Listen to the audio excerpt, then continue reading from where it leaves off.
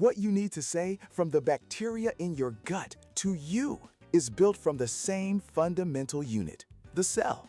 But life uses two profoundly different blueprints. First, there's the ancient model, the prokaryote. Think of bacteria.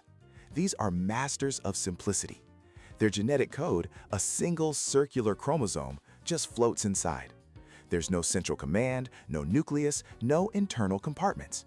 They're tiny, efficient survivalists, thriving everywhere from deep-sea vents to your digestive system. Their success lies in rapid reproduction. Some can divide every 20 minutes.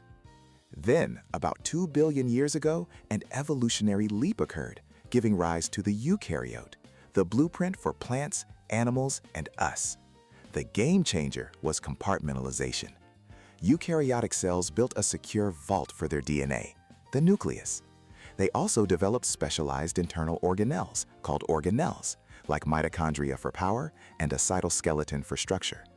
This organization is like a bustling city, with different districts handling specific jobs.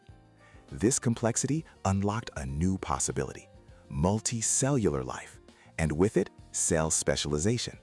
This is where it gets truly amazing. Every cell in your body, from a neuron firing signals to a muscle cell contracting, contains the exact same DNA. So how are they so different? Through gene expression. Cells selectively read only the parts of the blueprint they need. A muscle cell activates genes for contractile proteins, while a red blood cell activates the gene for hemoglobin and even ditches its nucleus to carry more oxygen. This division of labor is the foundation of complexity. It's how a single fertilized egg can develop into an organism with over 200 different cell types, each perfectly tailored for its role. From a simple, free-floating loop of DNA to a coordinated symphony of specialized cells, this evolutionary journey is the story of how life built itself, one microscopic masterpiece at a time.